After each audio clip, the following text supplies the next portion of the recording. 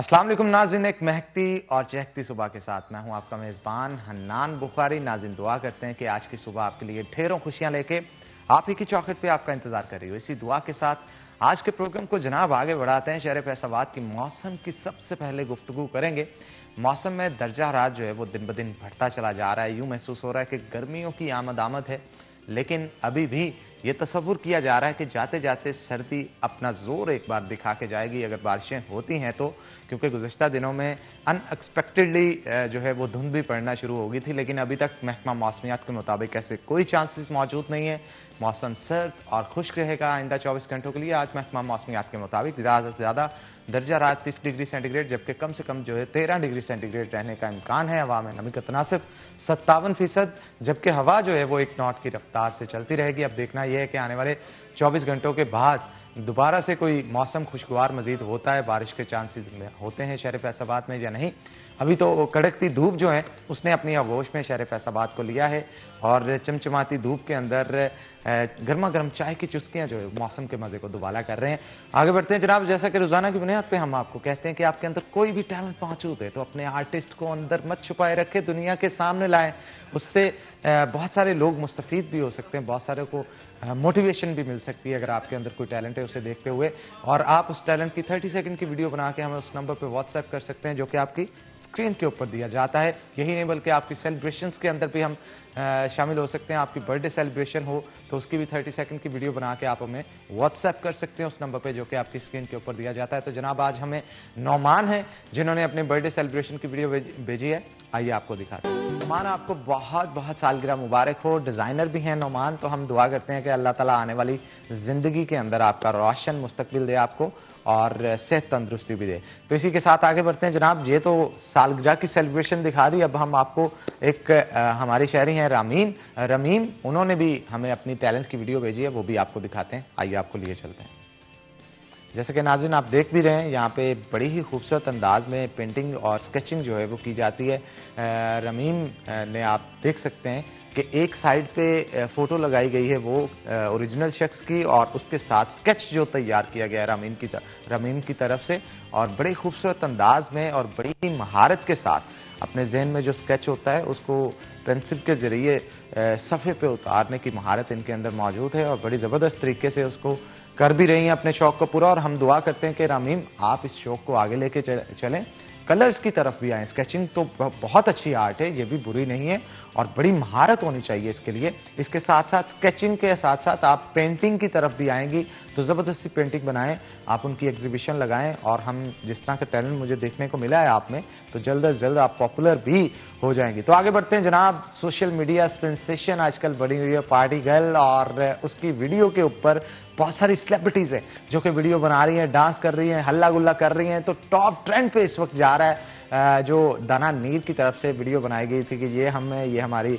Car है और हमारी पार्टी हो रही है, तो उसके ऊपर मायरा खान और इसके साथ साथ जावेद शेख की जो बेटी हैं उन्होंने भी, मोमल ने भी वीडियो बनाई है डांस की, वो भी आपको दिखाते हैं। आइए आपको लिए चलते हैं।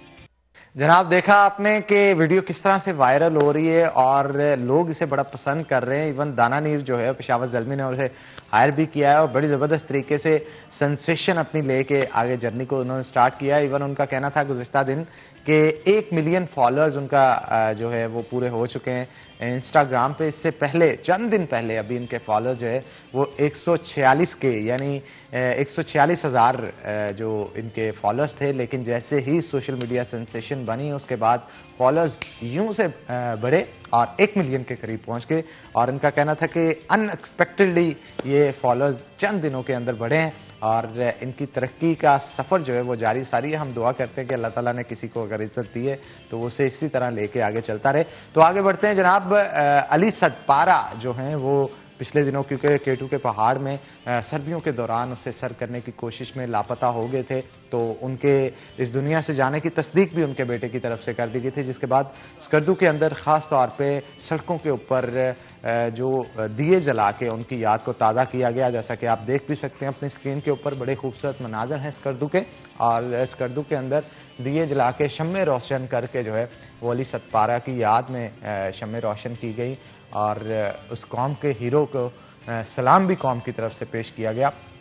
वहाँ के लोगों का और पाकिस्तान भर में जहाँ पे भी लोग मौजूद हैं उनकी तरफ से यही कहना है कि अली सतपारा जो हैं उनको कभी भी बुलाया नहीं जा सकता, क्योंकि अली सतपारा कौम के हीरो हैं। इन्होंने बड़े ज़बरदस्त अंदाज में नांगा पर्वत और केटू जैसी चोटियों को सर किया है। तो आगे बढ़ते हैं जनाब, एग्रीकल्चर के हवाले से गुफ्तगू करेंगे, क्योंकि जैसे ही दिन ब दिन हमारी आबादी बढ़ती चली जा रही है, एग्रीकल्चर नीड्स चाहे वो वेजिटेबल्स की हों या क्रॉप्स की हों, दीगर चीज़ों की हों, दिन ब दिन उसकी नीड्स बढ़ती चली जा रही हैं। उस नीड्स के ऊपर गुफ्तगू करेंगे कि हम फसल की पैदावार को बढ़ाने के लिए कौन से इकदाम हैं जो कि कर सकते हैं, और इसके साथ साथ और भी मजीद गुफ्तगू होगी एग्रीकल्चर के हवाले से। इस मौजू पर आज हमने गुफ्तगू करने के लिए दावत दे रखी है। हमारे साथ मौजूद होंगे डॉक्टर खालिद इकबाल साहब, जो कि असिस्टेंट डायरेक्टर ज़राअत हैं। आपको वेलकम करते हैं शो के अंदर। और उनके साथ साथ अब्दुल रहमान हमारे साथ मौजूद होंगे, जो कि सीनियर रिपोर्टर हैं हमारे सिटी 41 के, और एग्रीकल्चरल मामलात को, इनकी न्यूज़ को और जो डेवलपमेंट्स इसके अंदर हो रही हैं उसके ऊपर काफ़ी गहरी नज़र रखते हैं अब्दुल रहमान। तो पहले मैं चाहूँगा कि डॉक्टर खालिद इकबाल की तरफ चलें और इनसे गुफ्तगू का आगाज़ करें। डॉक्टर साहब, क्या कहेंगे आप, जैसे जैसे पॉपुलेशन बढ़ती चली जा रही है उसी तरह, क्योंकि हमारी लैंड तो वही है, एरिया भी उतना है, लेकिन हम साइंटिफिकली इसमें कुछ इंप्रूवमेंट्स करके बेहतर पैदावार लाने की कोशिश करते हैं। अब तक कहाँ पे इंप्रूवमेंट आ चुकी है? अगर खास तौर पे बात की जाए एडिबल फूड्स की, सब्जियों की जाए, या फिर गन्ने की पैदावार की बात की जाए, तो इसमें अभी भी काफ़ी इंप्रूवमेंट की ज़रूरत है। क्या कहेंगे आप? जी, बिस्मिल्लाहिर्रहमानिर्रहीम। देखें, ये हकीकत जो है ये तो अब किसी से छुपी हुई नहीं है कि ज़राअत जो है वो पाकिस्तान की मईशत में जो है रीढ़ की हड्डी है। तकरीबन जो हमारे पाकिस्तान में इसमें 70% से ज़्यादा लोग जो हैं वो डायरेक्टली या इनडायरेक्टली एग्रीकल्चर के पेशे से मुंसलिक है। तो इस वक्त जो सबसे बुनियादी ज़रूरत है वो ये है कि जितना पाकिस्तान की आबादी बढ़ रही है, इस आबादी की जो ग़िज़ाई ज़रूरियात पूरी करने के साथ साथ जो हमारी एग्रो बेस्ड इंडस्ट्री है उसके लिए जो रॉ मटेरियल की फराहमी है उसको यकीनी बनाने के लिए जो फसलों की पैदावार है उसको बढ़ाया जाए। तो इस सिलसिले में जो महकमा ज़राअत है वो काश्तकारों की रहनुमाई और उनको जो मोटिवेट कर रहा है कि वो जो सिफारिशात हैं, जो लेटेस्ट प्रोडक्शन टेक्नोलॉजी है उसके मुताबिक जो है अपनी फसलों की काश्त करें और उनके मुताबिक अपनी सिफारिशात के मुताबिक जो इनपुट की फराहमी है उसको यकीनी बनाएं, ताकि जो एग्रीकल्चर की प्रोडक्शन है पर यूनिट जो एरिया इंक्रीज है प्रोडक्शन वो बढ़ाई जाए। इस सिलसिले में जो हमारे इस वक्त मेन इकदाम हैं उसमें यह है कि जो ओवरऑल एग्रीकल्चर एक्सटेंशन सिस्टम है इसकी एफिशिएंसी को मजीद बढ़ाया जाए। तो पिछले दिनों सूबाई वजीर ज़राअत जो हैं उन्होंने ख़ास हदायत इस बारे में इशू की हैं। उसके रोशनी में जो डायरेक्टर जनरल एग्रीकल्चर एक्सटेंशन है उन्होंने एक प्लान हमें दिया है कि जो महकमा ज़राअत का अमला है उसकी परसेप्शन को बेहतर किया जाए ताकि उनकी जो सर्विस डिलीवरी है वो बढ़ सके। अच्छा डॉक्टर साहब, मैं यहाँ पे एक और सवाल आपसे पूछना चाह रहा हूँ बढ़ती आबादी के पेश नज़र, कि जेनेटिकली मॉडिफाइड प्लांट्स जो हैं या क्रॉप्स जो हैं उनकी इजाज़त क्यों नहीं दी जा रही काश्त की पाकिस्तान के अंदर? क्या फ्लॉज नज़र आते हैं आप, क्योंकि आप खुद भी डॉक्टर हैं और इस चीज़ पे भी आपकी गहरी नज़र होगी, फ्लॉज क्या है इसके? देखिए, जो जेनेटिकली मॉडिफाइड जो प्लांट्स हैं उनके लिए कुछ टेस्ट्स होते हैं। हर एक तब्दीली ला के आप जेनेटिक्स में उसको आप कहीं पे भी इंट्रोड्यूस नहीं कर सकते। उसके लिए बाकायदा जो है एक पॉलिसी के तहत ही उसको लाया जा सकता है, क्योंकि उसके कुछ ऐसे असरात भी सामने आ सकते हैं जो हमारे मुवाफिक ना हो। तो हमें उसके लिए बाकायदा एक पॉलिसी गवर्नमेंट जो है उसके तहत वो ला के इंट्रोड्यूस करवा सकती है, और उसके बारे में जो भी हमारे SOPs मिलती हैं या जो भी नई स्ट्रेटेजी आती है हम उसके मुताबिक फार्मर को गाइडलाइंस जो हैं वो फ्राहम करते हैं। और एक चीज़ और भी इसमें डॉक्टर साहब काउंट होती है कि रिसर्च बेस्ड चीज़ें होती हैं ये। अब रिसर्च के अंदर अगर आप क्योंकि आपका ताल्लुक भी इसके ज़राअत के पेशे के साथ है, आप इस चीज़ को बखूबी समझते होंगे, आपने भी कभी ना कभी रिसर्च की होगी। तो रिसर्च के लिए प्रोजेक्ट्स जो दिए जाते हैं वो फॉरेन फंडिंग के, मोस्टली फॉरेन फंडिंग के होते हैं, हमारे पाकिस्तान के भी होते हैं, लेकिन यहाँ पे थिंग इज दैट कि गवर्नमेंट को भी इनिशिएटिव लेना चाहिए, उनको भी फंड्स फराहम करने चाहिए। जो चीज़ें आप रिक्वायर कर रहे हैं जेनेटिकली मॉडिफाइड क्रॉप्स के लिए, जो टेस्ट की आप बात कर रहे हैं, अगर फंड्स देंगे तो मेरा ख्याल है ये चीज़ें ज़्यादा बेहतर अंदाज में और जल्दी पॉसिबल हो सकती हैं। जी देखिए, गवर्नमेंट जो मौजूदा गवर्नमेंट है ये फंड्स की फराहमी के बारे में इन्होंने एग्रीकल्चर एमरजेंसी प्रोग्राम के जरिए वज़ीर आज़म का जो एग्रीकल्चर एमरजेंसी प्रोग्राम है उसमें 300 अरब रुपए का पैसा जो है वो इसी प्रमोशन के लिए एग्रीकल्चर की बेहतरी के लिए जो है वो एलोकेट किया है। उस पर काम पिछले साल से शुरू हो चुका है। ना सिर्फ उसमें जो है प्रमोशन इस चीज़ की है कि पैदावार की तरफ बढ़ाने के जो इकदाम है उनको फ़रोग दिया जाए, बल्कि रिसर्च और डेवलपमेंट के हवाले से भी उसमें खतीर रकम जो है वो एलोकेट की गई है। उसके तहत मुख्तलिफ फसलात की जो है प्रोडक्शन बढ़ाने के लिए हम जो है डेवलपमेंट प्रोजेक्ट्स जो हैं वो गवर्नमेंट ने शुरू किए हुए हैं। कमाद की पैदावार बढ़ाने का प्रोजेक्ट है, गंदम की पैदावार बढ़ाने का प्रोजेक्ट है, ऑयल सीड की पैदावार बढ़ाने का प्रोजेक्ट है और कमाद की पैदावार बढ़ाने का प्रोजेक्ट है। तो ये जो हैं इसमें टारगेट्स दिए हुए हैं। आप देखेंगे कि इंशाल्लाह ताला अगले 3-4 साल में इसमें वाज़ेह तब्दीलियां आनी शुरू होगी। गंदम की फी एकड़ 7 मन का टारगेट है जो हमने फी एकड़ बढ़ानी है। तो अगर मैं मिसाल दूं सिर्फ फैसलाबाद डिवीजन में तो 20 लाख एकड़ पे गंदम काश्त होती है तकरीबन। तो अगर हम 1 मन पैदावार बढ़ाते हैं फी एकड़ तो इसका मतलब है कि ओवरऑल हमारी सिर्फ फैसलाबाद डिवीजन में 20 लाख मन पैदावार जो है 1 एकड़ के साथ इंक्रीज होगी। तो अगले 5 साल का जो टारगेट है 7 मन का, अगर वो हम अचीव करते हैं तो 1 करोड़ 40 लाख मन सिर्फ फैसलाबाद डिवीजन में गंदम की पैदावार बढ़ेगी। और ऑटोमेटिकली जब यहाँ पे बढ़ेगी तो बाकी जिलों के अंदर भी ये पूरे पंजाब में और बल्कि इमरजेंसी एग्रीकल्चर का जो प्रोग्राम है ये पूरे पाकिस्तान में है। और सिर्फ गंदम का नहीं है, ये शुगर केन की 200 मन का टारगेट है फी एकड़ पैदावार बढ़ाने का। राइस में हम 10 मन तक जो है वो फाइन और 20 मन तक जो है वो कोर्स वैरायटीज जो है उनके टारगेट के अभी वो हम साथ लेके चलें जी। लेट्स सी, आई होप कि ये प्रोजेक्ट्स जल्द अज जल्द पाए तकमील तक पहुंचे। और माजर चाहूंगा जो आपकी क्रॉप्स की बता रहे हैं कि पैदावार प्रोडक्शन की बढ़ाई जाएगी, इसी तरह से बढ़े। अब्दुर्रहमान भी हमारे साथ मौजूद है। अब्दुर्रहमान, आप क्या कहेंगे? 300 अरब रुपए की एक कतीर रकम है, इन्होंने कहा कि गवर्नमेंट की तरफ से मुख्तस इस चीज के लिए कर दी गई, लेकिन द थिंग इज के रिजल्ट्स जो हैं वो बहुत मैटर करते हैं। वो रकम मुख्तस की गई है रिजल्ट्स लेने के लिए। आपको क्या नजर आता है कि इससे रिजल्ट्स गेन किए जाएंगे इस रिसर्च से? और थैंक यू इनान। देखिए यहाँ पर सबसे बड़ा मसला ये आता है कि कोई भी जब प्रोजेक्ट शुरू किया जाता है तो उसके बाद जो उसकी जो अमाउंट्स है वो वापस भी जाना शुरू हो जाती है। जैसे बहुत सारे रिसर्च प्रोजेक्ट चल रहे थे, लेकिन जो ही कोरोना वायरस का इशू आया तो वो तमाम जो फंड्स है वापस कोरोना फंड्स में डाल दिए और उसके बाद अभी तक जो है वो वापसी उनकी नहीं हो पा रही। ये एक बड़ा मसला है। फिर यहाँ पर जो फंड्स किसी भी डिपार्टमेंट को दिए जाते हैं वहाँ पर जो डेवलपमेंट हो रही होती है, नॉन डेवलपमेंट के फंड्स होते हैं वो तमाम के तमाम डाल दिए जाते हैं। अगर तो 300 अरब रुपया सिर्फ रिसर्च पर लगता है तो ये बहुत सफिशिएंट जो अमाउंट गिनी जाएगी और उससे बड़ी बेहतरी आएगी। लेकिन ये आधी रकम भी लग नहीं पाती, किसी न किसी वजह से वापस चली जाती है। प्रोजेक्ट्स बहुत सारे हैं वो मंजूर नहीं हो पाते और जो ब्यूरोक्रेटिक जो हर्डल्स हैं वो इसमें भी सामने आती रहती हैं कि इतनी ज़्यादा रकम किस तरह से यहाँ पर लगा दी जाए।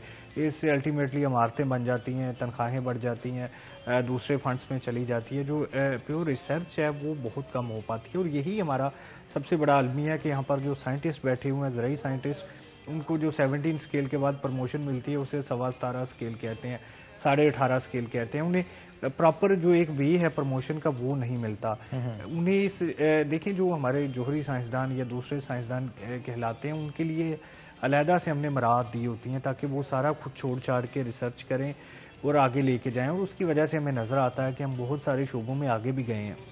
लेकिन जो ज़राई शोबा जाता है इसमें ये लेक्चरार से या प्रोफेसर से भी इवन जो कम पे होते हैं या कम अलाउंसेस होते हैं, इनके यही वजह है कि ये ज़्यादा जो तवज्जो है वो अपने अलाउंसेस पर देते हैं, अपने प्रमोशन पर देते हैं और बहुत कम तवज्जो जो है वो रिसर्च पर दी जाती है। और उसमें ये बताया। लेकिन अब्दुर्रहमान, इसका डिपार्टमेंट कुछ अलग नहीं बनाया जा सकता कि प्रमोशंस वाले अलग हों और रिसर्च वाले अलग हों?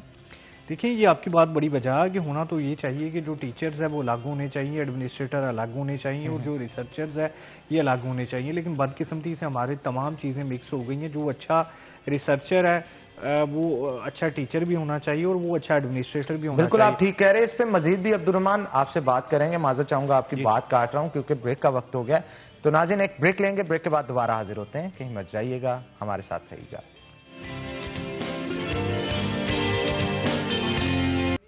वेलकम बैक नाज़रीन। ब्रेक के बाद खुशामदीद। डॉक्टर खालिद साहब हमारे साथ मौजूद हैं, मजीद गुफ्तगू उनके साथ करेंगे। डॉक्टर साहब, सर्विस डेवलपमेंट के हवाले से आप ब्रेक में बता रहे थे, मैं चाहता हूं ऑडियंस को भी बताएं कि सर्विस डेवलपमेंट में क्या किया जा रहा है गवर्नमेंट की तरफ से और आपके इदारे की तरफ से, क्या इनिशिएटिव्स लिए जा रहे हैं? जी, ये इस वक्त मैं बताना चाह रहा हूँ कि मौजूदा हुकूमत ने जहाँ पे और एग्रीकल्चर के प्रमोशन के हवाले से अच्छे इकदाम किए हैं, जैसे मैंने पहले बताया था प्रोजेक्ट्स रन कर रहे हैं प्रमोशन के लिए under PM agriculture emergency programme. इसी हवाले से सर नया एक जो है ना सर्विस स्ट्रक्चर वो भी एग्रीकल्चर डिपार्टमेंट में इंट्रोड्यूस करवाया जा रहा है। रिसर्च विंग जो है वहाँ पे इम्प्लीमेंटेशन शुरू हो गई है, एक्सटेंशन डिपार्टमेंट में उसकी नोटिफिकेशंस हो गई हैं, सर्विस रूल्स जो है रेगुलेशन विंग ने बना लिए हैं, अब उसकी ट्रेनिंग का सिलसिला शुरू हो जाएगा और एक बड़े बेहतरीन तरीके के साथ with the passage of time with in 7 to 8 years, जैसे आज पहले था सिस्टम के साल हर साल तक प्रमोशन नहीं होती थी, अभी जो है वो with the passage of time चंद सालों में लोग जो हैं वो अपने ग्रेड से अगले ग्रेड में मूव कर जाएंगे। तो बहुत ये एक जो है ज़बरदस्त किस्म का प्रोग्राम है और इंशाल्लाह ताला ये इसी साल उम्मीद है कि इसकी इम्प्लीमेंटेशन का प्रोसेस जो है वो शुरू हो जाएगा और इसमें जो सर्विस रूल्स और सर्विस स्ट्रक्चर के बारे में कबाहतें मौजूद थी वो भी इंशाल्लाह ताला कवर हो जाएंगी। ठीक है, इन फ्यूचर यानी ये मामला जो है वो बेहतरी की तरफ जाते हुए आपको दिखाई दे रहे हैं। अब्दुर्रहमान भी हमारे साथ मौजूद हैं, उनसे भी गुफ्तगू करेंगे। अब्दुर्रहमान, जब बात आती है कि जमीनों को स्पेसिफाई किया जाता है गवर्नमेंट की तरफ से कि इतने एकड़ पे गंदम लगेगी, इतने एकड़ पे सूरजमुखी लगेगी, इतने एकड़ पे गन्ना लगेगा, लेकिन सूरत हाल ये है कि हमारे मुल्क के अंदर जिस क्रॉप की, जिस फसल की कीमत आपको ज़्यादा मिलती है, काश्तकार की कोशिश होती है कि वो ज़्यादा से ज़्यादा वही काश्त करे और ऑटोमेटिकली लास्ट ईयर पे जाके जब उसकी पैदावार बहुत ज़्यादा हो जाती है तो रेट गिर जाता है। इन मामला को गवर्नमेंट किस तरह से हल करेगी? हनान, सुनने में आया है कि यहाँ पर कोई 20-30 साल पहले ऐसा चलता था, जोनिंग वाइज थी कि मुख्तलिफ इलाके थे कि रवायती तौर पे यहाँ पे कपास होएगी, यहाँ पे कमाद होगा, मुख्तलिफ फसलें काश्त की जाएंगी और उसका बेनिफिट भी हमें मिलता था कि यहाँ पर जो कपास की कभी कमी नहीं हुई थी, हम एक्सपोर्ट करते थे, जो कमाद है ज़रूरत का लगाया जाता था। फिर जो शुगर मिल्स लगनी शुरू हो गई उसके बाद जो कपास के रवायती इलाके थे वो हाथों से निकलने लगे। कपास इतनी ज़्यादा मुनाफा बख्श फसल नहीं रही, बीमारियों ने हमला कर दिया, कोई ऐसा बीज हम नहीं बना सके जो रेजिस्टेंस रखता हो बहुत ज़्यादा। फिर जो क्लाइमेट चेंज की तब्दीली है इसकी वजह से भी जो बहुत ज़्यादा मसाइल का सामना करना पड़ा। पाकिस्तान का 10वां नंबर है जो मुतासरा ममालिक में और उसकी वजह से भी जो नए बीज है वो नहीं बन सके। तो आप देखें कमाद बड़ी फसल है, 13-14 माह की वो हो जाती है, कपास छोटी फसल है वो नहीं हो पाती, बारिशें ज़्यादा हो जाएं या कम हो जाए मसला करती है।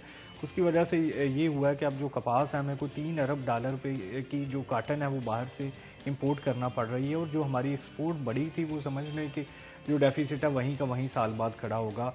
और जो हुकूमत की जो ज़राई इमरजेंसी प्रोग्राम है ये सिर्फ एक मिसाल है। गंदम का जो बहरान है वो आपके सामने पूरा साल हो गया और अभी जब तक जो आटे का बहरान है वो चल रहा है। यहाँ पर जो हम जो खुर्दनी अनाज हैं वो कोई 350 अरब की दरामद करते हैं। तो ये एक बड़ा मसला है, कौन सी फसल कहाँ पे लगानी है, कौन सी कहाँ पे नहीं लगानी, इसके लिए कोई भी ऐसा लायामल नहीं बनाया जा रहा, कोई भी जोनिंग नहीं की जा रही कि ये जो तांदले वाला का या इलाका है या जो पीर महल का इलाका है इन पे कपास ही लगेगी, फलां इलाके है वहाँ पे कमाद लगेगा, फलां इलाके पे जो है वो सूरजमुखी लगेगी। इससे ये होता है नान कि हमें जो इतनी ज़्यादा इम्पोर्ट करनी पड़ती है वो भी अरबों में वो ना करनी पड़ती और यहाँ पर हम खुद कफील होते और उसको एक्सपोर्ट भी कर रहे होते। देखें कमाद कितना ज़्यादा काश्तकार लगा रहे होते हैं और उसमें बेसिकली बड़ी फसल है, उन्हें मुनाफा दे जाती है कोई लाख, 1.5 लाख, 2 लाख। अगर अच्छा सीज़न लग गया तो अच्छा मुनाफा, अगर सीज़न अच्छा ना लगा तो भी उनके पैसे पूरे हो जाते हैं। लेकिन जो दूसरी फसलें हैं उनके लिए बड़ा मसला है कि यहाँ पर जो काटन है वो तबाही के दहाने पे पहुँच गई है, जिन लोगों ने लगाई है उन्हें भी कोई मुनाफा नहीं हुआ। गंदम के बारे में कहा जाता है कि इतनी ज़्यादा जो मुनाफा बख्श फसल नहीं रही अब, क्योंकि देखें अगर कोई 50 मन 60 मन एवरेज होती है तो तकरीबन 50-60 हज़ार इस पे एक एकड़ पे खर्च भी आ रहा होता है और ये अगर 60-70 मान फी एकड़ जाए तो ही उतले जो अगर उसको ऊपर वाले 10-20 मान है वो बचत आएगी। तो ये एक बड़ा मसला है कि हमारे जो ज़राई साइंसदान है वो उस लेवल पे जाके नहीं कर पा रहे तैयारी जैसे इंडिया की जाती है, न्यूजीलैंड की मिसालें दी जाती हैं, अमेरिका की दी जाती हैं कि वहाँ पर जो ज़राअत है वो बहुत आगे जा चुकी है और तकरीबन जो अमेरिका में या 2-4%, 5-10% लोग वाबस्ता होते हैं। हमारा 70% तबका जो है वो ज़राअत से वाबस्ता है, ये कहा जाता है। तकरीबन जो देही इलाके के लोग हैं वो वाबस्ता हैं। तो इसके बावजूद हम देखते हैं कि हमें तमाम चीज़ें जब बाहर से इंपोर्ट करना पड़ती है। अभी जो इंडिया से इंपोर्ट पर पाबंदी लगाई तो हमें ख्याल आया कि यहाँ पर जो सब्जियां हैं उनकी जो बीज है वो यहीं तैयार किए जाएं। इससे पहले वो हमेशा इंपोर्ट किए जाते थे और ये भी कई अरब रुपए के बन जाते थे कि यहाँ पर जो इंडिया से इधर बीज इंपोर्ट होने। इसी तरह से जो अदरक है ये जो हनान को 10 अरब रुपए की जो है वो बाहर से हम इंपोर्ट करते हैं और यहाँ पर हम अभी इस काबिल नहीं हुए कि काश्त कर सकें। तजर्बा कामयाब रहा है यहाँ पर काश्त करने का, लेकिन अभी उसको वसी पैमाने पर नहीं फैलाया जा सका। 5-10 साल लगेंगे, जैसे इससे पहले हल्दी या कमात को जो यहाँ पे लगाया गया। तो मतलब हम बहुत पीछे हैं सब्जियों के मामलात पे, बहुत सारी ऐसी चीज़ों के मामलात में। डेयरी आइटम्स है, यहाँ पे देखें जो मल्टीनेशनल कंपनीज बैठी हुई हैं दूध खरीद के डेयरी प्रोडक्ट्स बना के दे रही होती हैं, यहाँ भी ऐसा रवाज नहीं है। जो हमारा काश्तकार है वो बिल्कुल भी तरक्की पसंद नहीं है। अभी उसको एडवांस बनाने के लिए इकदाम किए जाएंगे। सेम सिचुएशन हमारे डिपार्टमेंट्स की है। अयूब रिसर्च की बात कर लें, महकमा ज़राअत की बात कर लें, सराय यूनिवर्सिटी की बात कर लें, वो बहुत दूर है। जो यहाँ पे पढ़ाया जाता है, देखिए जो इंजीनियर का बेटा इंजीनियर बनता है, डॉक्टर का बेटा डॉक्टर बनता है, पॉलिटिशियन का बेटा पॉलिटिशियन बनना चाहता है, किसान का बेटा किसान नहीं बनना चाहता। वो कुछ और ही कोई नौकरी कर लेगा, क्लर्क बन जाएगा, कुछ भी बन जाएगा, फौज में चला जाएगा, बाहर चला जाएगा। वो अपने शूबे को नहीं संभालना चाहता। इसमें हम बहुत पीछे हैं। डेयरी प्रोडक्ट्स में हम पीछे हैं, कोई भी नहीं लगाना चाह रहा। दूध देखें कितना ज़्यादा जो वो खालस बिल्कुल नहीं मिलता, ना खालस मिलता है, मिलावट की जाती है। इसके बावजूद कोई भी इस शोबे में जो है वो आगे नहीं आना चाहता। इसी तरह जो मवेशी कुछ साल पहले पालने का जो बड़ा रुझान था, या इमरान खान मुर्गियों के हवाले से कहते हैं, तो ये अब देखें शोबे कहाँ चले गए हैं। ये मशगला होता था कई लोगों का। एग्जैक्टली देखिए 8, 10, 20 जानवर जो पालने हैं, ये साल का खर्च पूरा हो जाता था। अभी ये शौक बाकी नहीं रहा। मुर्गियों के ये देखें कितने शेड्स हैं जो फारग हो गए हैं कोरोना के दौरान। और हुकूमत वैसे आप क्या समझते हैं, जदीद टेक्नोलॉजी को इसका जिम्मेदार ठहराते हैं इस शौक के ख़त्म होने का? मेरा ख्याल है कि इसमें जो हुकूमती अदम तवज्जोही है कि यहाँ पर उसके पैसे ही नहीं पूरे होते। अब देखें जो कहा जाता है कि यहाँ पर जब भैंस का कट्टा होता है ना, तो उस पर खर्च इतना आ जाता है कि वो 1-2 साल बाद अगर उसकी कीमत 1 लाख तक या 50,000 तक जाती है तो उतना ही उस पर खर्चा आ चुका होता है। ये 2 चीज़ें, या तो हम जो जदीद टेक्नोलॉजी से आरास्ता चीज़ें बनाएं, उनको जो यहाँ पर जदीद फूड है वो दें ताकि जो अखराजात कम हो सकें, और फिर कम से कम 100-200 मवेशी पालें, फिर जो अखराजात भी पूरे हो सकते हैं और ये काम भी मुनाफा बख्श हो सकता है। ये 1-2-3 एकड़ की जो ज़मींदारा है या 2-3 भैंसों का जो यहाँ पर अपने पालना या उसका दूध बेचना, ये बिल्कुल भी अब मुनाफा बख्श नहीं रहा। कोई शौक से रख ले तो रख ले, अदरवाइज जो अपनी भैंस का दूध है वो 150 रुपये फी किलो पड़ता है, और अगर बाजार से ले तो वो 180 का पड़ता है। यानी कि इतना ज़्यादा फ़र्क है। बाजार वाला इसलिए सस्ता है कि या तो वो कमर्शियल पैमाने पर कर रहा होता है और या वो उसमें मिलावट कर रहा होता है, इस वजह से वो सस्ता देता है।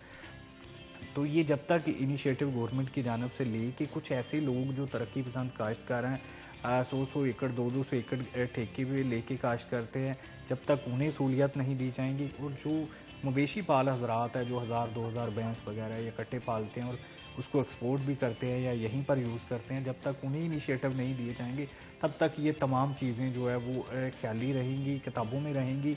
और जब तक ये जो हमें नज़र आते थे शेड से अभी इतनी ज़्यादा नुकसान में गए हैं कि समझ लें कि जो ये मुर्गी की कीमतें इतनी ऊपर जाने की वजह यही थी कि जो दरमियाना तबका था वो इसमें से फारग हो गया। सिर्फ अब्दुर्रहमान, वैसे ये क्या इसके पीछे ट्रेजेडी है, क्या मैजिक है, क्या साइंस है, समझ नहीं लगता कि मुर्गी का रेट भी बहुत बढ़ जाता है, कभी कभी फ्लक्चुएट भी करता है, लेकिन जब भी शेड वालों से बात करें उनका कहना है कि प्रॉफिट नहीं होता, प्रॉफिट नहीं होता।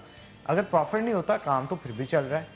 वो अब काम नहीं चल रहा। देखें अगर 100 बंदा वाबस्ता था 10-15 साल पहले इस काम से, फैसलाबाद की मैं बात कर रहा हूँ, अभी 30 बंदे रह गए हैं, 70 बंदे फारग हो गए हैं, वो कोई और काम कर रहे हैं या घाटे में चले गए हैं।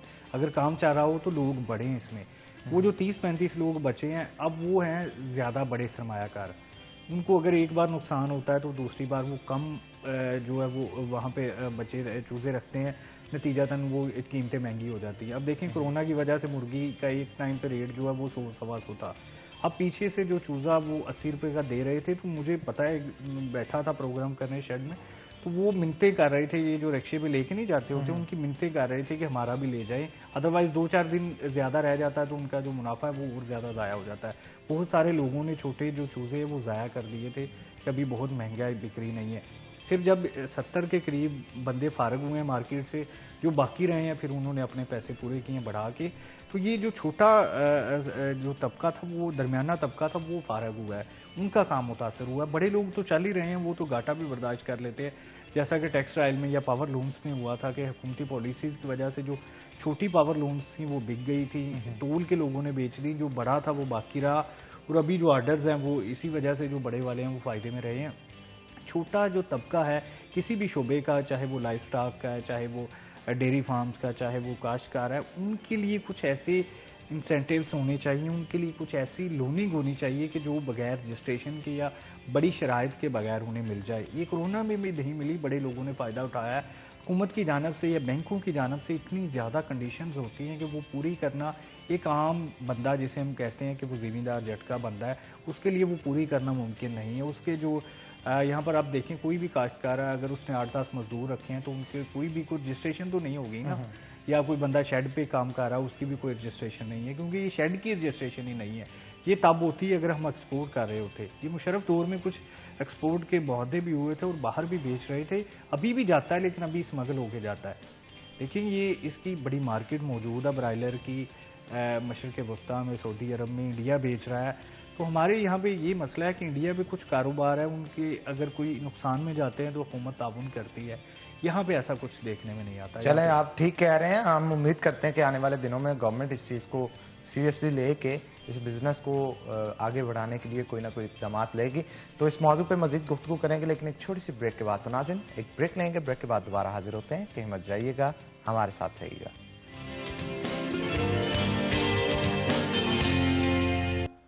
वेलकम बैक नाज़रीन, ब्रेक के बाद खुश आमदीद। हमारे साथ डॉक्टर खालिद मौजूद हैं, मजीद गुफ्तगू उनके साथ करेंगे। डॉक्टर साहब, फंड्स एलोकेशन की जब भी बात आती है और कुछ डिले भी तो होता है फंड्स के मिलने से, उसकी वजह से भी बहुत सारी प्रॉब्लम्स आ जाती हैं। आप क्या कहेंगे इस सवाल से? जी देखिए, जो एग्रीकल्चर की प्रमोशन के लिए जो प्राइम मिनिस्टर इमरजेंसी प्रोग्राम है, उसमें जो रकम एलोकेट है, उसमें बाज़ बात फंड्स की रिलीज की वजह से थोड़ी बहुत डिले तो आ जाती है। लेकिन ये बात मैं यकीनी करें वसूल के साथ कह सकता हूं कि जो फंड एलोकेशन है वो एग्रीकल्चर पे ही खर्च हो रहे हैं। अभी पिछले जो हमने इम्प्लीमेंट्स दिए हैं फैसलाबाद में, जो सब्सिडी पे under PM agriculture emergency programme, वो तमाम के तमाम जिम्मेदारों को जो सब्सिडी की 50% अमाउंट है वो दी जा चुकी है।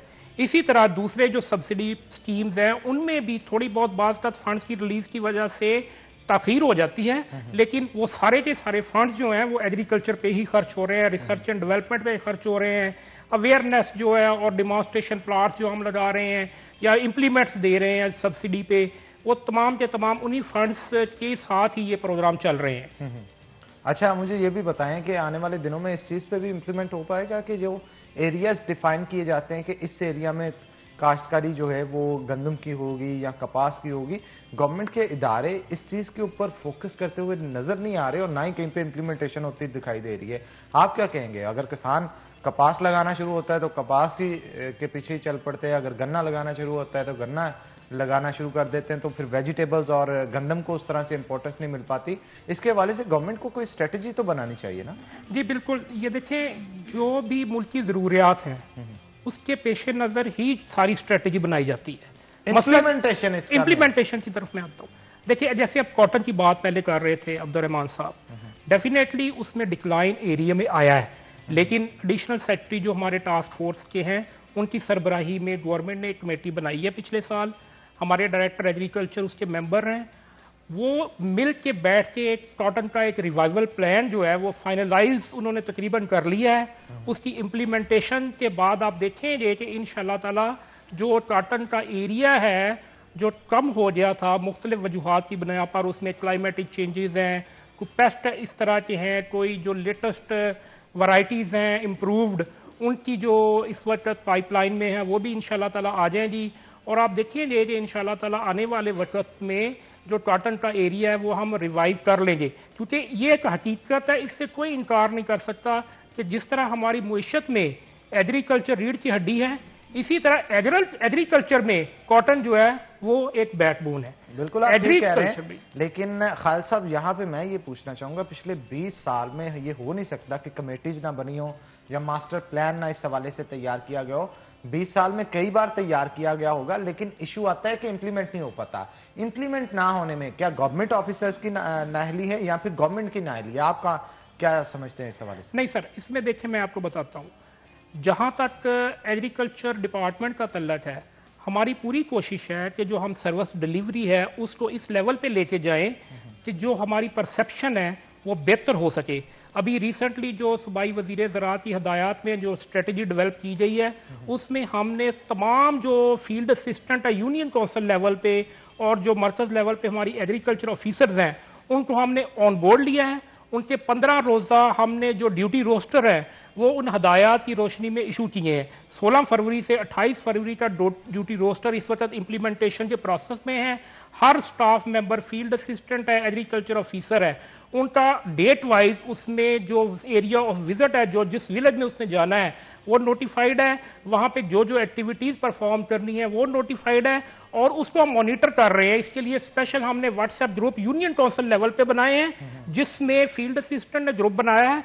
हर गांव से 10 से 15 जो प्रोग्रेसिव फार्मर है वो उसमें शामिल किए हैं और उसमें ऐड किए हैं अपने इमीडिएट बॉस जो एग्रीकल्चर ऑफिसर है और असिस्टेंट डायरेक्टर को। हम डेली बेसिस पे उनकी मॉनिटरिंग कर रहे हैं कि जो ड्यूटी रोस्टर उसको फॉलो किया जा रहा है। इसी तरीके के साथ एग्रीकल्चर ऑफिसर्स ने अपने मरकज के जो हैं वो व्हाट्सएप ग्रुप बनाए हैं, जिसमें उन्होंने असिस्टेंट डायरेक्टर और डिप्टी डायरेक्टर को ऐड किया है। दोनों ऑफिसर्स उनकी जो डेली एक्टिविटीज उसको मॉनिटर करेंगे।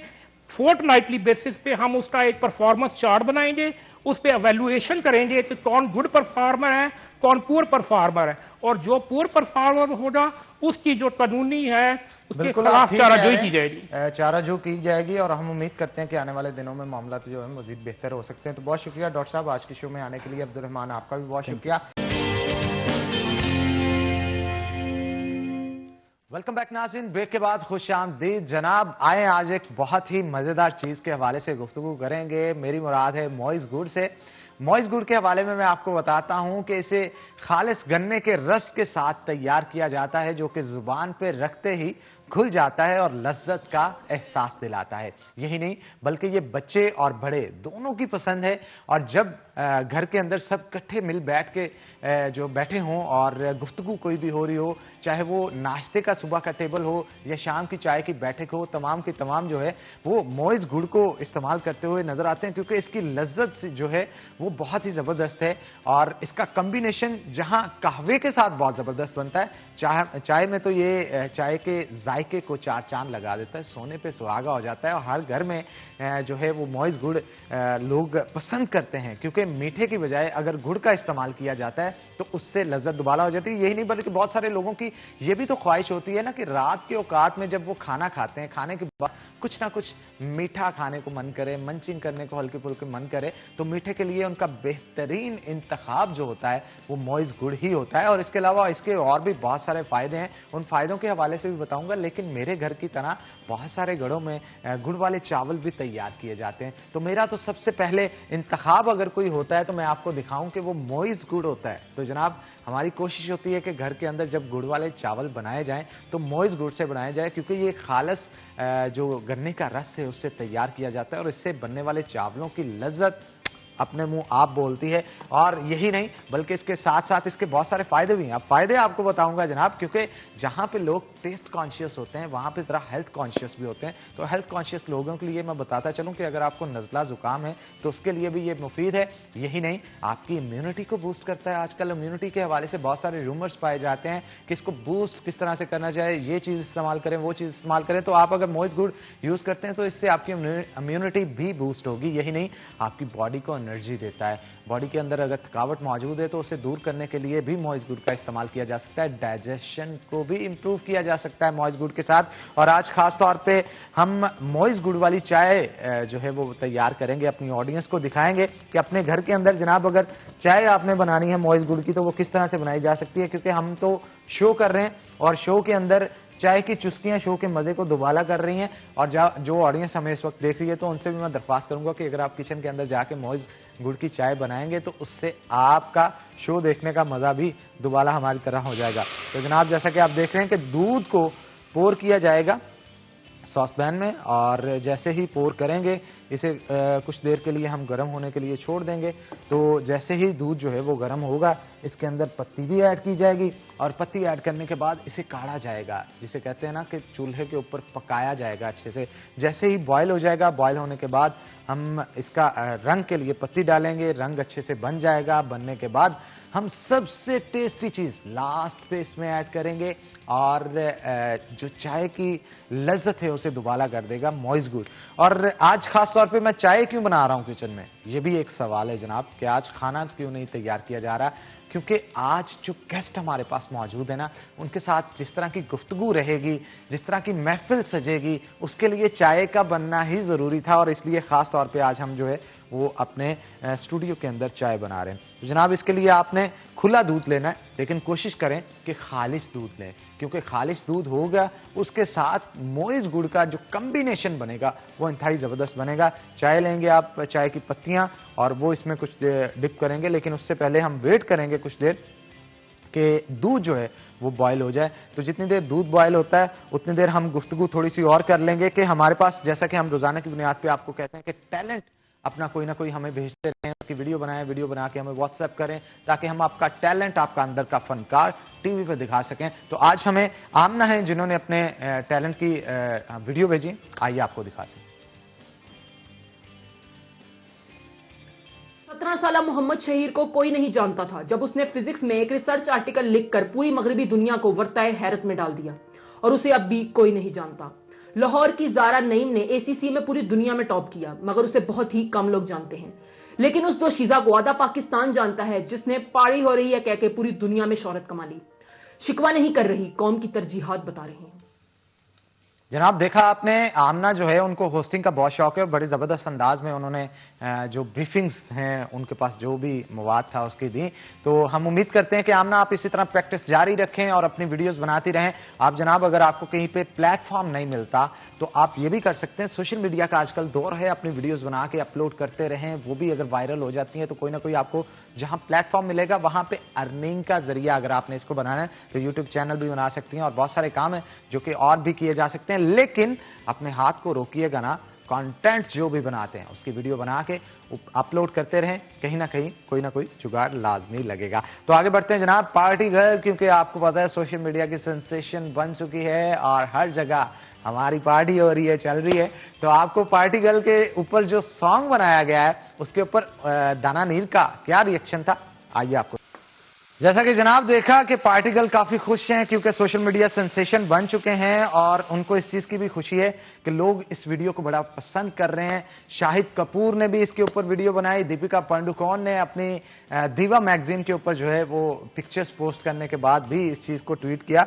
तो बड़ी जो हॉट टॉपिक आजकल जा रहा है, टॉप ट्रेंडिंग पे ये चीज जा रही है। हमारा दूध बॉयल हो चुका है जनाब, अब दूध के अंदर हम डालेंगे थोड़ी सी पत्ती ताकि हम अपनी चाय को तैयार कर सकें। जैसा कि आप देख सकते हैं कि पत्ती जो है वो ऐड कर दी गई है दूध के अंदर, और अब से कुछ देर बाद इसका कलर जो है वो आना शुरू हो जाएगा। अब बॉयल हो रही है, क्योंकि जैसे ही बॉयल होती है ना तो बॉयल होने के साथ साथ पत्ती का रंग दूध के साथ चढ़ना शुरू हो जाता है, और बड़ा ज़बरदस्त अरोमा इस वक्त हमारे स्टूडियो के अंदर मिल रहा है। क्योंकि सुबह सुबह अगर आपकी शुरुआत गर्मा गर्म चाय की चुस्कियों के साथ हो जाए और उसमें मौजूद हो मॉइस्ट गुड़, तो जनाब क्या ही कहने, आपकी बॉडी के अंदर जहां एनर्जी आएगी, इम्यूनिटी बूस्ट होगी, और अगर आपको नज़ला जुकाम है तो उसके लिए भी बेहतरीन चीज़ है। यही नहीं बल्कि इसके साथ साथ आपके जो नज़ले जुकाम के अलावा हाजमा है उसको भी काफ़ी बूस्ट करता है। बहुत सारे लोग होते हैं ना जिनका मेटाबॉलिज्म स्लो होता है, तो उनके लिए हमारी सजेशन है कि आप मॉइस्ट गुड़ का जब इस्तेमाल करेंगे तो आपका मेटाबॉलिज्म भी फास्ट हो जाएगा, अच्छा हो जाएगा। और आप देख सकते हैं कि रंग जो है वो चढ़ चुका है चाय को काफ़ी हद तक, और अब हम इसमें सबसे टेस्टी चीज़ ऐड करेंगे, जिसके बाद इसका जायका जो है वो खुद मुंह बोलता सबूत होगा कि मॉइस्ट गुड़ जो है वो सबसे बेहतरीन चीज़ है। तो जनाब आप देख सकते हैं कि बड़ी बेहतरीन पैकिंग के अंदर ये मौजूद है, और बड़े बेहतरीन अंदाज में इसे पैक किया गया है। ये भी नहीं आप कह सकते कि खुला गुड़ है, इसके अंदर जम्स मौजूद होंगे या ब्ला ब्ला जो भी आप समझें। लेकिन अगर आप चाहते हैं कि आप अच्छे वाला गुड़ इस्तेमाल करें, अच्छी पैकिंग में गुड़ इस्तेमाल करें, तो मॉइस्ट का आप बॉक्स भी देख सकते हैं, कि डबल इसकी चेकिंग एक बॉक्स है बाहर और उसके अंदर भी पैकिंग में मौजूद है। तो इसके अंदर हम मोइज गुड़ ऐड करेंगे क्योंकि हमने 3 कप बनाए आज अपने गेस्ट के लिए, मेरे लिए और हमारे बड़े ही प्यारे कैमरामैन है राशिद साहब, उनके लिए भी हमने चाय तैयार किए। तो उसके लिए ये जनाब मोइज गुड़ गया इसके अंदर। तो हम कम से कम 3 टिक्कियाँ इसके अंदर जाएंगे क्योंकि 3 कप बना रहे हैं, तो 3 टिक्कियाँ इसके अंदर डालेंगे ताकि इसका जायका जो है वो ज़बरदस्त हो जाए। और गुड़ वाली चाय जो है उसका तो क्या ही कहना जनाब, और उससे टेस्ट जो है वो काफ़ी अच्छा बन जाता है। तो ये जनाब हमने डाल दी इसमें गुड़ और इसको अब करेंगे थोड़ा सा मिक्स ताकि इसके अंदर रच बस जाए इसका टेस्ट और घुल मिल जाए।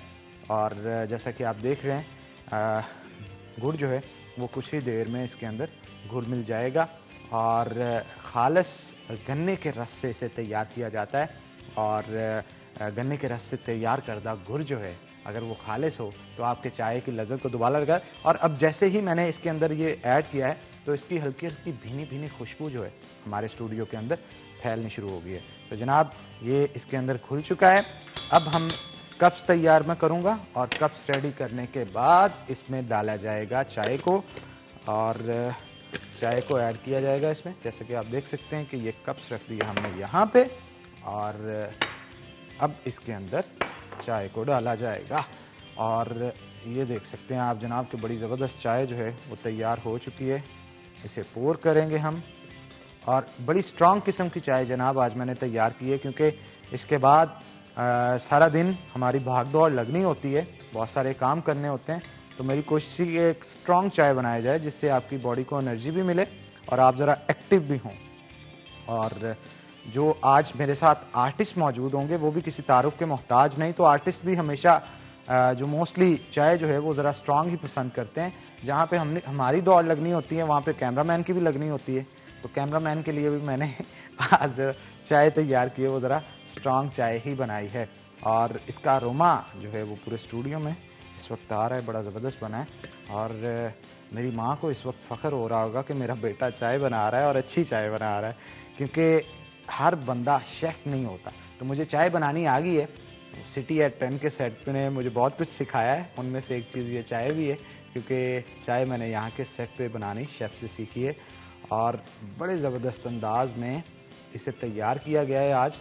और मॉइज़ गुड़ की चाय जो है ख़ास तौर पे वो आपकी बॉडी को यहाँ पे इम्यूनिटी को बूस्ट करता है, ज़बरदस्त टेस्ट देता है, उसी के साथ साथ आपको जो है एक लज्जत बड़ा एहसास भी देता है। जब भी टेस्ट की बात आती है ना, हमारे पंजाबी बड़े कॉन्शियस होते हैं इस हवाले से और टेस्ट के अंदर वो किसी किस्म का कॉम्प्रोमाइज़ नहीं करते। उनकी कोशिश होती है कि ज़बरदस्त से टेस्ट की चाय उनको मिले, उससे उनके मूड स्विंग्स बहुत ज़्यादा होते हैं।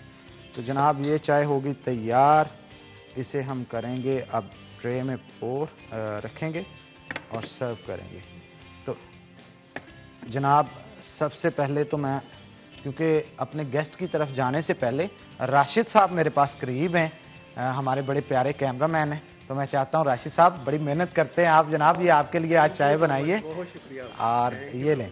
और आज हमारे जनाब जो गेस्ट मौजूद हैं उनका मैं तारुफ यहाँ पे लाजमी तौर पे करवाता चलूं कि अजीम साहब हमारे साथ मौजूद होंगे, किसी भी तारुफ के मोहताज नहीं, फैसलाबाद का बहुत बड़ा नाम है जो कि all over the Punjab, all over the Pakistan जहां पे भी गुफ्तगू होती है वायलिन के हवाले से कि इसको खूबसूरती के साथ किस तरह से बजाया जाता है। ये हुनर ऐसा हुनर है, इसे सीखने के लिए सालों लग जाते हैं इस पे अबूर हासिल करने के लिए। और जब ये आ जाता है तो दुनिया आपके हुनर को मानती है। तो अपने हुनर के साथ अपने सिक्के को मनवाने वाले अजीम साहब हमारे साथ मौजूद होंगे। जनाब वेलकम करते हैं आपको शो के अंदर। ये जनाब आपके लिए चाय है खास तौर पे, गुड़ वाली चाय आज हमने मॉइज़ गुड़ के साथ जो है वो तैयार की है और खास तौर पे आपके लिए तैयार की है। जनाब बहुत बड़े आर्टिस्ट हैं और एक लंबे अरसे के बाद आपने हमें टाइम दिया है क्योंकि बड़ा बिजी स्केड्यूल होता है आपका। Thank you very much. बैठें, तशरीफ रखें और चाय से की चुस्कियों से अपने शो के मजे को दोबारा करें। तो चाय के हवाले से भी गुफ्तगू करेंगे लेकिन मॉइज़ साहब का यहाँ पे मैं तारुफ करवाता चलूँ। हमारे फैसलाबाद के बहुत बड़े फनकार हैं और ख़ास तौर पे वायलिन जो है उसे बजाने के लिए अबूर हासिल है इनको और बड़े ज़बरदस्त तरीके के साथ, अंदाज के साथ जब ये धुनें जो है वो बिखेरते हैं हवा के अंदर तो उन धुनों के अंदर इस तरह का जादू मौजूद होता है कि सुनने वाला जो है वो मधुर हो जाता है, किसी और ही दुनिया में पहुंच जाता है। इनकी उंगलियों में ना जादू है, मैं अक्सर इनको कहता हूँ इनकी उंगलियों में जादू है। ये उंगलियां जब चलती हैं ना तो यकीन जानिए इंसान को हिप्नोटाइज कर लेते हैं ये, और फिर इनकी उंगलियों के साथ ऐसे ऐसे चलता है वो। और अगर आपको यकीन नहीं हो रहा तो अभी ये मेरे साथ मौजूद हैं, तो मैं इनसे दरख्वास्त भी करूंगा कि ये जरा थोड़ा सा वायलिन जो है उसे बजा के भी आपको सुनाए, लेकिन उससे पहले थोड़ी सी गुफ्तगू कर लेते हैं। जनाब, first of all welcome to the show, आपको वेलकम करते हैं।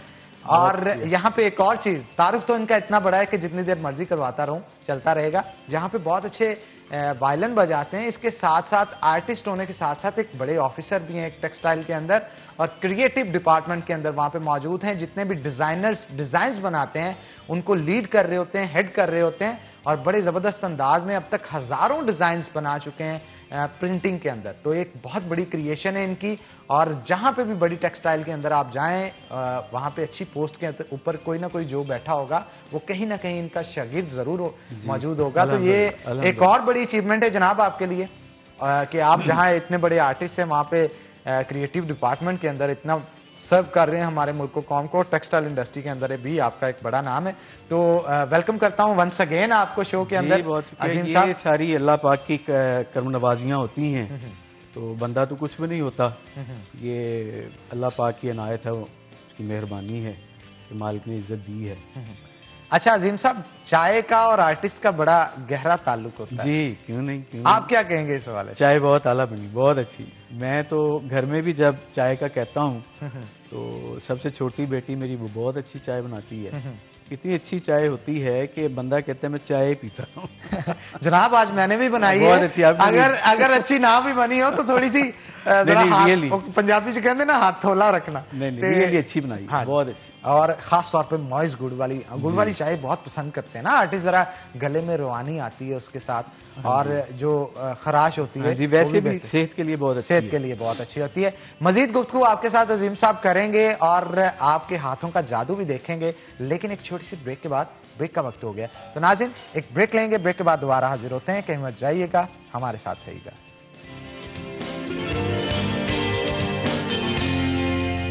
ये वो जादू है जो कि इनके हाथों में मौजूद है, जिसका मैं जिक्र कर रहा था। और जैसे ही ये अपने हाथों को, अपनी उंगलियों को चलाना शुरू होते हैं, इंसान किसी और ही दुनिया में पहुंच जाता है। तो ये अल्लाह ताला की तरफ से हुनर किसी किसी को अता किया जाता है, और ये गिफ्ट है अल्लाह ताला की तरफ से आपको, गिफ्ट है जो कि हर इंसान में मौजूद नहीं होता। ये बहुत बड़ा हुनर है आपके अंदर मौजूद है, और यकीन माने हमें फख्र है कि आपका ताल्लुक शहर फैसाबाद से, क्योंकि जहां पे भी आपका नाम लिया जाएगा ये कहा जाएगा कि आपका नाम मुंसलिक इस शहर से।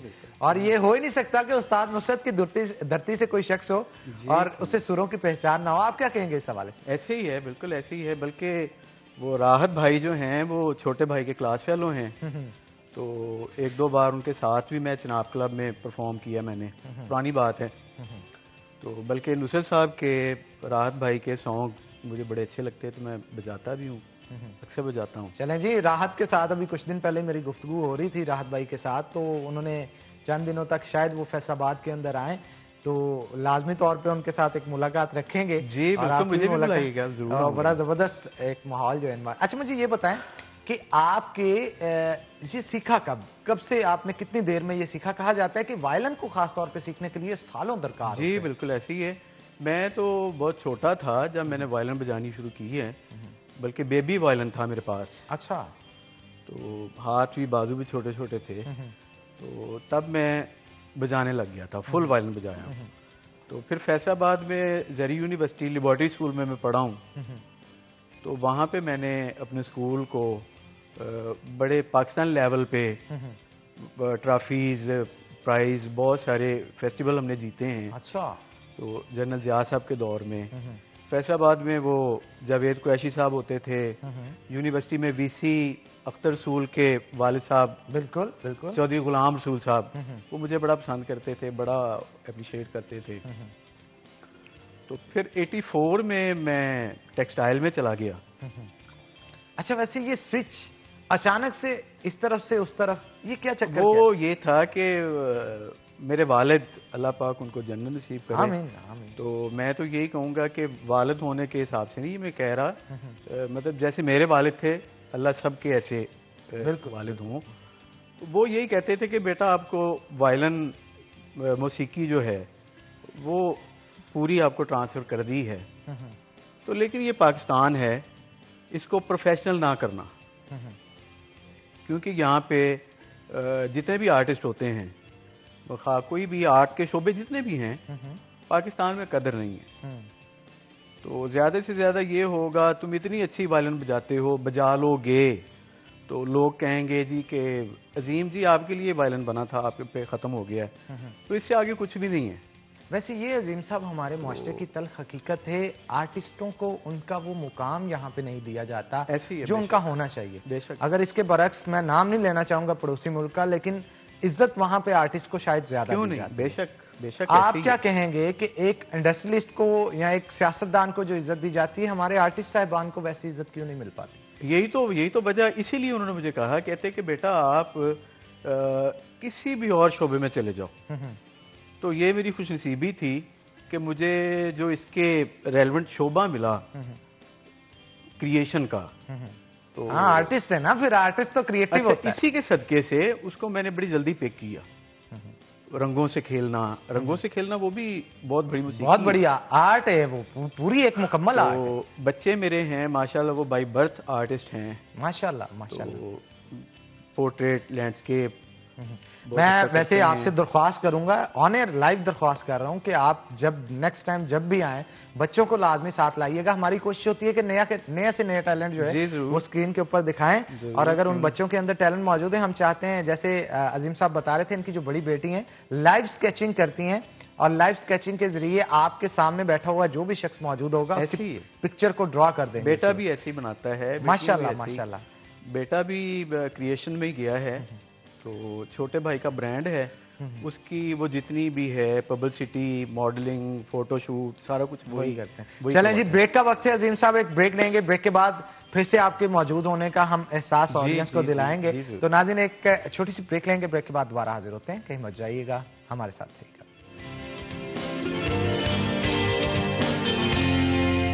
वेलकम बैक नाज़रीन, ये मैं हूं और ये हैं अजीम साहब और हमारी अजीम साहब। बैठिए जनाब। तो अजीम साहब हमारे साथ मौजूद थे, मैंने कहा चले थोड़ी सी पार्टी कर लेते हैं ना, इनके होने का फायदा भी उठाते हैं। तो जनाब आगे बढ़ते हैं, और अजीम साहब आपसे मैं एक अपनी पसंदीदा टून सुनना चाहता हूं, तू ही रे।